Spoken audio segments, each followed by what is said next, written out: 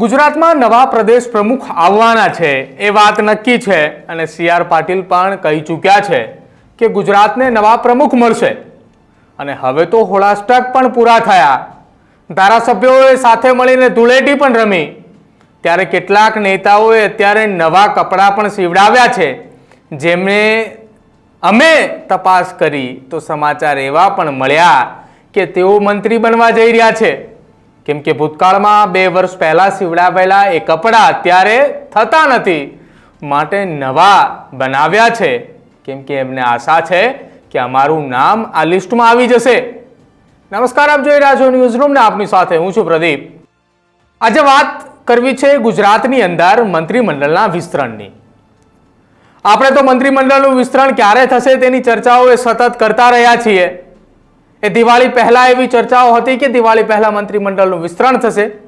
દિવાળી પણ ગઈ, બેસતું વર્ષ પણ ગયું, ત્યારબાદ એવી ચર્ચાઓ થઈ કે બેસતા વર્ષ પછી એ નવું મંત્રીમંડળ નવા વર્ષની અંદર આવે. ત્યારબાદ કમુરતા આવ્યા. એવી પણ વાત આવી કે ઉત્તરાયણ પછી એ લગભગ 20 જાન્યુઆરીની આસપાસ નવું મંત્રીમંડળ બને, પણ એ પણ ના થયું અને હવે હોળાષ્ટક પૂરા થયા છે, કમુરતા પૂરા થઈ ચૂક્યા છે, એટલે એવી ચર્ચાઓ થઈ રહી છે કે હવે મંત્રીમંડળનું વિસ્તરણ થાય. પણ જેઓ ચૂંટાયેલા છે, જેમને હાઈકમાન્ડે વચન આપ્યું હતું કે અમે તમને મંત્રી બનાવીશું, તેવા નેતાઓએ 2022માં 156 સીટો આવીને ત્યારે શપથવિધિ માટે તત્કાલ એ નવા કપડાં સીવડાવ્યા હતા અને તેઓએ ફરી એકવાર નવા કપડાં સીવડાવ્યા છે, કેમ કે જૂના કપડાં જે હતા એ અત્યારે તેમની માપ સાઈઝમાં ફિટ નથી થઈ રહ્યા.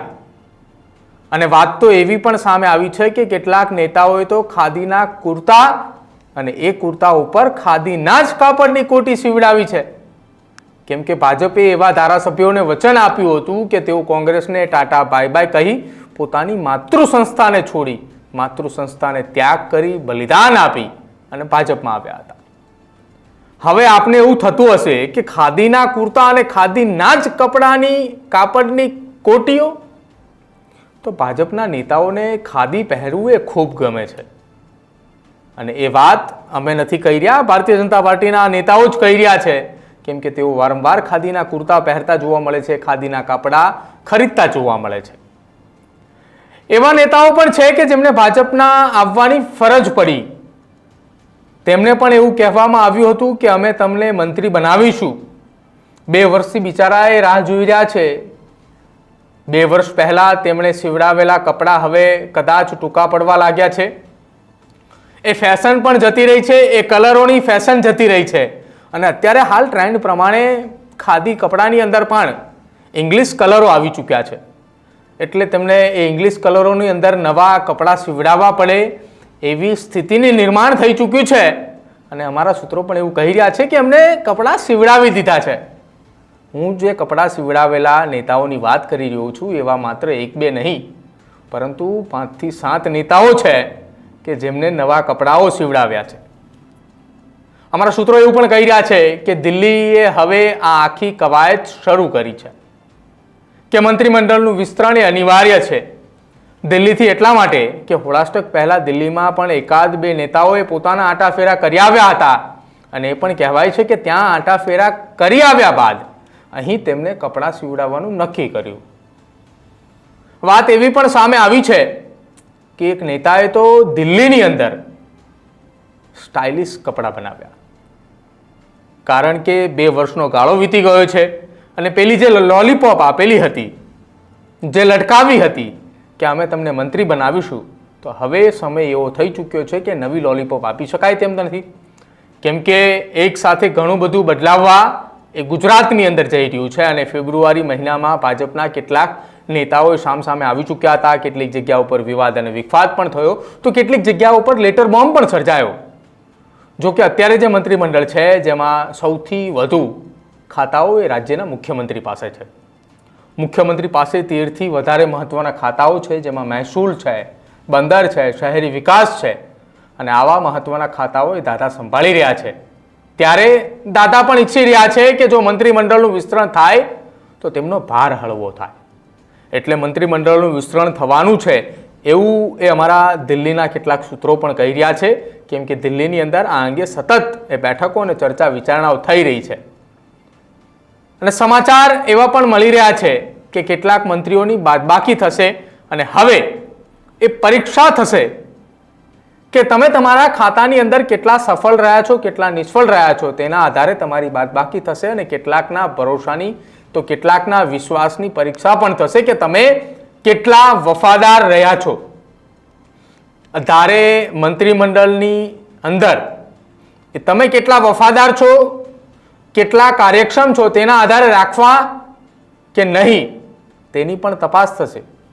કેટલાક પાસ થયા એવા લોકોને બઢતી સાથે કેબિનેટ મંત્રી પણ બનાવવામાં આવશે અને નવાઓને સામેલ કરી ફરી મંત્રીમંડળ એ વિસ્તરણ થાય તેવી શક્યતાઓ છે.